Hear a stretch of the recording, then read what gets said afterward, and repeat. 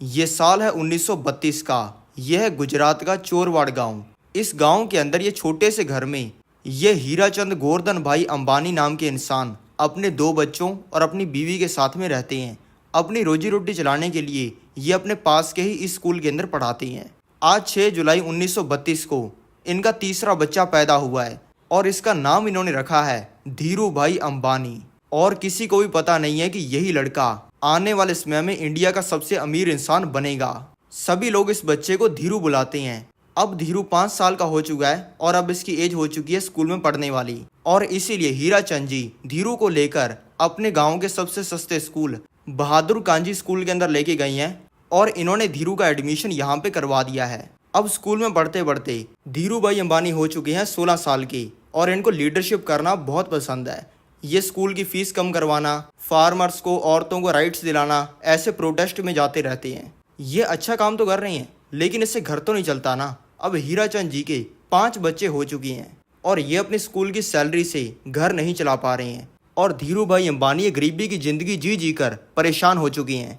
इसलिए धीरू भाई अंबानी ने स्कूल के अंदर जाकर अपनी टीसी ले ली है, यानी कि वो अपने स्कूल से हट चुकी हैं और ये करके वो अपने घर पे वापस आ चुकी हैं। धीरू भाई अंबानी के पिता को ये चीज़ पता चल चुकी है और ये चीज़ सुन के उन्होंने धीरू भाई अंबानी को अच्छे से डांट और मार लगाई है। लेकिन धीरू भाई अंबानी का कहना है कि मैं स्कूल के अंदर नहीं पढ़ूंगा, बल्कि मैं अपना धंधा करूंगा। धीरू भाई अंबानी जब स्कूल में पढ़ रहे थे तब इनको हर महीने कुछ रुपए की पॉकेट मनी इनके पिता दिया करते थे और धीरू भाई अंबानी इसको खर्च नहीं करते थे, बल्कि उसको अपनी इस गुल्लक के अंदर डाल देते थे। अब इन्होंने पैसा निकालने के लिए अपनी इस गुल्लक को तोड़ दिया है और ये पैसा लेकर अपने घर से बाहर चले गई हैं। अब ये ढूंढ रही हैं कि कैसे पैसा कमा सकती हैं। चलते चलते ये आ गई हैं अपने गांव के इस मंदिर के पास। इस मंदिर में पहले तो कोई आता नहीं था, लेकिन अब इसके बाहर कई सौ लोगों की भीड़ लगी हुई है। धीरू भाई अंबानी जानते हैं कि अब चल रहा है फरवरी का महीना और इस महीने के अंदर किसी प्राचीन मान्यता की वजह से यहाँ पर कई सौ श्रद्धालु आते हैं। और धीरू भाई अंबानी ये भी जानते हैं कि इन लोगों को लाइन में खड़े खड़े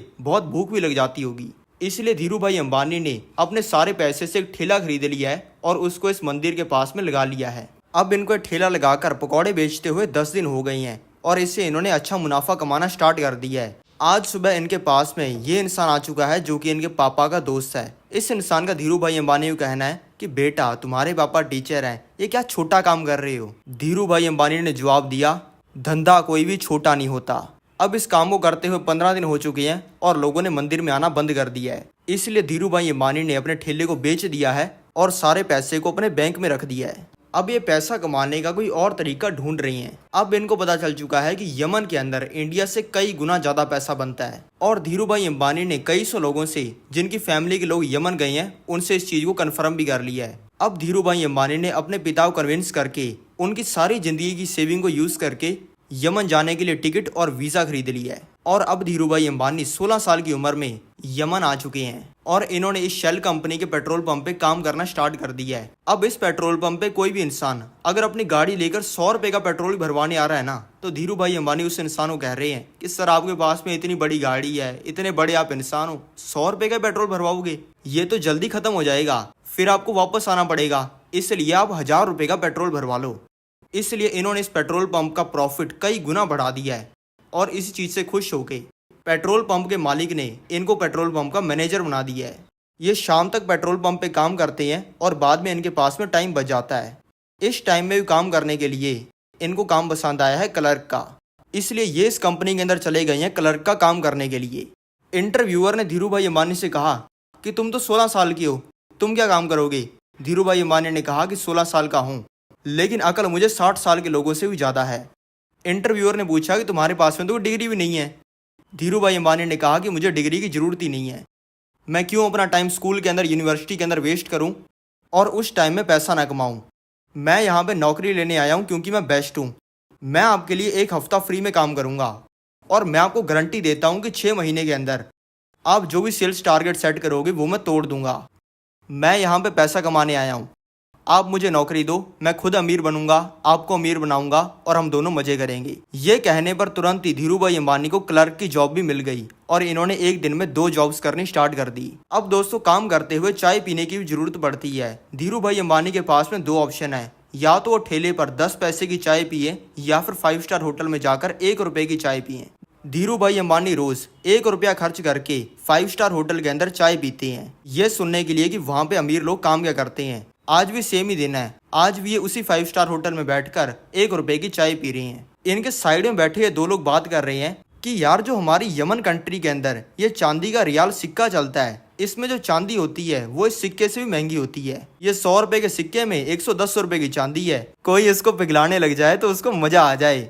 ये दो लोग तो इस चीज के बारे में मजाक में बात कर रहे थे, लेकिन धीरू भाई अंबानी ने इस चीज को सीरियस ले लिया है और अपनी सारी यमन की कमाई से चीजों को पिघलाने के लिए ये मशीन खरीद ली है और इससे धड़ाधड़ सिक्कों को पिघलाकर उनको चांदी में कन्वर्ट करना स्टार्ट कर दिया है और इस चांदी को सुनारों को बेचना स्टार्ट कर दिया है। और देखते देखते इन्होंने यमन के लाखों सिक्के पिघला दिए हैं, क्योंकि लाख रुपए के सिक्के पिघलाने पर 10,000 रुपए का प्रॉफिट होता है। लेकिन वहीं पे दूसरी तरफ यमन की सरकार ये सोचकर परेशान हो गई है कि हमारे सारे सिक्के कहां पर गए। इन्होंने ये जानने के लिए इन्वेस्टिगेशन करनी स्टार्ट कर दी है और कई महीनों की इन्वेस्टिगेशन के बाद में इनको पता चला है कि लड़का ये काम कर रहा है, क्योंकि तब तक धीरू भाई अंबानी की उम्र 18 साल की हो चुकी थी। इसलिए जब धीरू भाई अंबानी के अड्डे पर पुलिस इन्हें पकड़ने के लिए पहुंची, तब उन्हें पता चला कि ये लड़का तो यहाँ से फरार हो चुका है और अब धीरू भाई अंबानी सारे पैसे को लेकर इंडिया आ चुके हैं। अब धीरू भाई अंबानी 26 साल की उम्र में यमन से फ्लाइट पकड़कर आ चुके हैं मुंबई के अंदर और यहाँ से गुजरात जाने वाली लोकल ट्रेन के डब्बे में बैठकर आ चुके हैं अपने गुजरात के चोरवाड़ गांव में वापस। इनका स्वागत करने के लिए इनकी पूरी फैमिली और गांव के कई सौ लोग आए हैं और इनके स्वागत के लिए ढोल बजाए जा रहे हैं और इनको मालाएं पहनाई जा रही हैं। इसी शोर शराबे के बीच धीरू भाई अंबानी के पिता आ गए हैं और इन्होंने सारा ढोल ढमक्का बंद करवा दिया है। और इनके पिता पूछ रहे हैं कि तू यमन से इंडिया आ गया, बहुत बढ़िया बात है, लेकिन कहीं तू वहां की नौकरी तो नहीं छोड़ आया। धीरू भाई अंबानी ने कहा कि मैं नौकरी छोड़ आया हूँ। ये सुनते ही भीड़ में खड़े सभी लोगों के चेहरे उतर गए और इनके पिता ने इनके थप्पड़ मारा। फिर धीरू भाई अंबानी उठे और धीरू भाई अंबानी ने कहा कि अगर मैं यमन में नौकरी करके अपनी जिंदगी बदल सकता हूँ तो मैं भारत के अंदर अपना धंधा करके भी आप सभी लोगों की जिंदगी बदल सकता हूँ और ये चीज मैं करूंगा, इसकी मैं गारंटी देता हूँ। इनके दोस्तों और रिश्तेदारों ने इनको कहा कि तू धंधा करके महीने के 12 रुपए नहीं कमा पाएगा। ये सुन के सभी लोग चले गए अपने अपने घर पे। अब धीरू भाई अंबानी ने गांव के अंदर रहना स्टार्ट कर दिया है। गांव के अंदर इनकी एक गर्लफ्रेंड कोकिला बहन भी रहती है। ये 18 साल से इनकी गर्लफ्रेंड है और अभी 28 साल की हो चुकी हैं। ये बेचारी पिछले 10 सालों से कुंवारी बैठी हैं और इन्होंने पिछले 10 सालों में किसी और लड़के के साथ में बात तक नहीं की। धीरू भाई अंबानी ने अपने अच्छे पल इनके साथ में बिताने स्टार्ट कर दिए हैं और आज इनका 5वां दिन है गांव के अंदर रहते हुए। आज सुबह भी ये अपनी गर्लफ्रेंड कोकिला बहन के साथ में हैं। धीरू भाई अंबानी ने कहा कि मैं जा रहा हूँ मुंबई धंधा करने। कोकिला बहन ने कहा कि क्या तुम मुझे पहले की तरह ही छोड़कर चले जाओगी? धीरू भाई अंबानी ने कहा नहीं। धीरू भाई अंबानी ने दोपहर के अंदर कोकिला बहन से शादी कर ली है और अब ये शाम को दोनों सभी लोगों को विदा कहकर चले गए हैं मुंबई। धीरू भाई अंबानी को क्लियर है कि उन्हें कपड़ा बेचने का व्यापार करना है, यानी कि सस्ते दाम पर कपड़े को खरीदेंगे, उससे चीजें बनाएंगे और उसको महंगे दाम पे बेचेंगे। धीरू भाई अंबानी की फैमिली पहले बहुत ही अमीर हुआ करती थी, लेकिन बाद में बहुत ही गरीब हो गई। ये कैसे हुआ ये समझाने के लिए मैं भी आपको लेके आ चुका हूँ 1925 में। ये है मुंबई के अंदर रहने वाले हीराचंद गोवर्धन भाई अंबानी। ये करोड़पति बिजनेसमैन है। इनको 19 साल की उम्र में इनको मुंबई के एक बहुत ही अमीर घराने की लड़की ये जिम्ना बेन से प्यार हो गया है और 20 साल की उम्र में इनकी जिम्ना बेन के साथ में शादी हो गई है। लेकिन इसके 1 साल बाद कुछ ऐसा हुआ जिससे धीरू भाई अंबानी के पिता का बिजनेस बर्बाद हो गया और इन दोनों को गुजरात के चोरवाड़ में जाकर बसना पड़ा। यानी कि धीरू भाई अंबानी के भले माता और पिता गरीब हैं, लेकिन इन दोनों के ही रिश्तेदार बहुत ही अमीर हैं और मुंबई के अंदर रहते हैं। अगर कपड़े का व्यापार करना है तो उसके लिए पैसा भी तो चाहिए, लेकिन धीरू भाई अंबानी के पास में पैसा नहीं है। इसलिए इन्होंने अपनी मम्मी के साइड से कजिन चंपक लाल दमानी के साथ में पार्टनरशिप करके बिजनेस करने का प्लान बनाया है। सबसे पहले जरूरी है सिंथेटिक कपड़े को खरीदना और ये कपड़ा बिकता है इस फैक्ट्री के अंदर। अब धीरू भाई अंबानी फैक्ट्री के अंदर आ चुके हैं और यहाँ पर इनको पता चल चुका है कि यहाँ पर कपड़ा खरीदने वालों की यूनियन है और ये किसी भी नए इंसान को एंटर नहीं करने देते। इसलिए धीरू भाई अंबानी को फैक्ट्री से धक्के मार के बाहर निकाल दिया गया है और कहा गया है कि पहले यूनियन के हेड अजान को लाखों रुपए देकर तुम्हें यहाँ पर कपड़ा खरीदने की परमिशन लेनी पड़ेगी। ऐसा करना है तो कल शाम को 6 बजे पास के गोल्फ फील्ड के अंदर जाना और अजान से जाके मिल लेना। अब आ गया है अगला दिन और बज गई हैं 6 और धीरू भाई अंबानी गोल्फ फील्ड के अंदर आ चुकी हैं। धीरू भाई अंबानी ने अजान को बताया कि मैं आपसे परमिशन लेना चाहता हूँ यहाँ से कपड़ा खरीदने के लिए। अजान ने टोटल करके बता दिया कि इतने लाख रुपए लगेंगे। ये सुन के धीरू भाई अंबानी अब इसको समझा रहे हैं कि आप ये इतने लाख रुपए भी तो कमाई करने के लिए ले रहे हो। आप मेरे को एक बार कपड़ा खरीदने की परमिशन दे दो, मैं इन 5 तरीकों से यूनियन की कमाई बढ़ा दूंगा और आपको लाखों नहीं करोड़ों रुपए मिल जाएंगे। अजान ने कहा, ये ले धीरू गोल्फ स्टिक पकड़। यहाँ से 100 फुट आगे वो एक छोटा सा खड्डा है। सिर्फ एक बारी के अंदर इस बॉल को उस खड्डे के अंदर डाल दे, डील पक्की। धीरू भाई अंबानी ने अपने हाथ से बॉल उठा ली है और 100 फुट आगे जाकर अपने हाथ से इस छोटे से खड्डे के अंदर बॉल को डाल दिया है, क्योंकि अजान ने यह नहीं कहा था कि बॉल को स्टिक से ही खड्डे के अंदर डालना है। और ये करते ही इनको परमिशन मिल गई है। अब धीरू भाई अंबानी कपड़ा खरीदकर आगे भी बेच रहे हैं और अपना प्रॉमिस भी निभा रहे हैं। धीरू भाई अंबानी ने सारी यूनियन वालों को समझाया है कि ये पूरे एरिया की सिर्फ एक लौती सिंथेटिक फाइबर बनाने वाली फैक्ट्री है। हम सिर्फ नाम की यूनियन होने की वजह से अलग अलग रेट पर इस फैक्ट्री से कपड़ा खरीदते हैं और आगे अलग अलग रेट पर बेचती हैं। लेकिन हम कई सौ लोग मिलकर भी ये 15 बड़े लोगों की यूनियन को ही बेचते हैं, जो कि हमसे सस्ते में कपड़ा खरीदती है। यानी कि फैक्ट्री वाले अपनी यूनियन बनाकर हमें महंगा कपड़ा बेच रहे हैं और खरीदार यूनियन बनाकर हमसे सस्ते में कपड़ा खरीद रहे हैं। और हम सबसे ज्यादा मेहनत करते हैं, लेकिन तब भी हम सब गरीब हैं। तो चलो एक असली यूनियन बनाते हैं। अब इन सभी लोगों ने मिलकर फैक्ट्री वालों को कह दिया है कि अब से हम आधे रेट के अंदर कपड़ा खरीदेंगे। फैक्ट्री को ऐसा करना भी पड़ रहा है और फैक्ट्री से आधे रेट में कपड़ा खरीदकर ये खरीदारों को इस कपड़े को 2 गुना रेट में बेच रही हैं। इससे इन सभी लोगों की कमाई 4-5 गुना बढ़ गई है और धीरू भाई अंबानी पूरी यूनियन के मसीहा बन गए हैं। लेकिन इस चीज का मुंबई के सभी बड़े लोगों को पता चल चुका है और इस अरबपति ने ये IAS ऑफिसर को पैसा देकर जिस जगह पर बोली लगती है वहां पर ताला लगा दिया है। और IAS ऑफिसर ने सभी को कह दिया है कि तुम सभी लोग सट्टा लगाते हो और ये इलीगल है। लेकिन पर्दे के पीछे ये अरबपति इस फैक्ट्री से डायरेक्ट कपड़े को खरीद रहा है और आगे ग्राहकों को बेच रहा है। और ऐसा होने की वजह से सारे यूनियन वाले गरीब हो गए हैं। लेकिन धीरू भाई अंबानी को पता है कि ये चीज सट्टा नहीं है और ये IAS ऑफिसर झूठ बोल रहा है। धीरू भाई अंबानी ने सारी यूनियन वालों को कहा कि चलो अब इसका इलाज करते हैं। और अब ये सभी लोग अपने सारे कपड़े को इस IAS ऑफिसर के घर पे छोड़ आए हैं। इसका पूरा घर इन बोरियों से भर गया है। 2 घंटे में इस IAS ऑफिसर के घर पे इसके बड़े साहब आने वाले हैं। आते ही उनको इसकी एक कारतूत का पता लग जाएगा और इसकी नौकरी जाएगी। इसलिए सिर्फ 10 मिनट में धीरू भाई अंबानी के सामने हाथ जोड़ के इसने बोली लगने वाली जगह का ताला खोल दिया है। अब अपनी कपड़े की बोरियां वापस लाकर ये लोग गेम के अंदर वापस उतर गई हैं। और अब इस चीज को करते हुए इनको 8 साल हो गए हैं। और इन 8 सालों के अंदर जिन कपड़ा खरीदने वाले गरीब लोगों के पास साइकिल का पैसा नहीं होता था, वो आज मर्सिडीज के अंदर घूम रहे हैं। और इसी चीज का सेलिब्रेशन करने के लिए धीरू भाई अंबानी इनको पार्टी दे रहे हैं और इन्होंने स्टेज भी लगवाया है स्पीच देने के लिए। अब 2 घंटे बाद धीरू भाई अंबानी स्टेज के ऊपर चढ़ गए हैं और इन्होंने सबको बोल दिया है कि पहले हम दूसरे की फैक्ट्री से कपड़ा खरीद रहे थे, अब खुद की फैक्ट्री लगाएंगे गुजरात के अंदर। ये सुनते ही सारे यूनियन वाले लोग नाचने लग गए हैं, पागल हो गए हैं। और अब 1 घंटे की स्पीच देने के बाद धीरू भाई अंबानी स्टेज से उतर आए हैं। स्टेज से उतरते ही इनके बिजनेस पार्टनर चंपक लाल दमानी इनको कह रही हैं कि तू बर्बाद हो जाएगा, ये फैक्ट्री तुझे ले डूबेगी। और ये बोलकर चंपक लाल दमानी ने ये पार्टनरशिप खत्म कर दी है। और अब फैक्ट्री सेटअप करने से पहले इन्होंने हर पॉलिटिकल पार्टी के हर तगड़े पॉलिटिशियन के साथ में कनेक्शंस बना लिए हैं ताकि इनकी पावर बढ़ जाए और जो चीजें चाहते हैं वही हो। धीरू भाई अंबानी ने इसके बावजूद गुजरात के नरोदा में ये फैक्ट्री खड़ी कर दी है और सारे यूनियन वाले मुंबई को छोड़कर धीरू भाई अंबानी के साथ काम करने के लिए गुजरात आ गए हैं। धीरू भाई अंबानी ने अपने गांव के लोगों को कहा था कि मैं धंधा करके तुम्हारी जिंदगी बदलूंगा।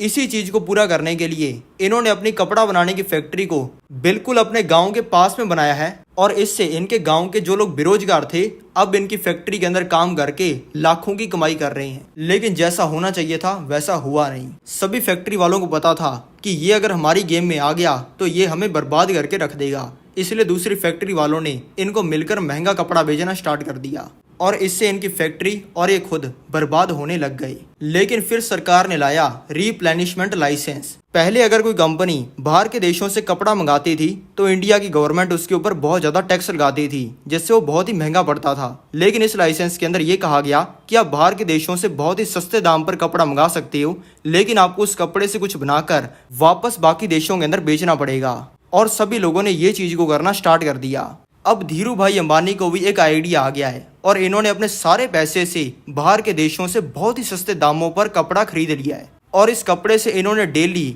शर्ट्स, टी शर्ट्स और साड़ियाँ बनानी स्टार्ट कर दी हैं और इन सारे कपड़ों को ये स्टॉक के अंदर रखते जा रहे हैं। कंपनी वाले इनको कह रहे हैं कि कपड़ों को बेचो भी तो सही। धीरू भाई अंबानी कह रहे हैं कि इस चीज़ के बारे में किसी को भी बताओ मत और वेट करो।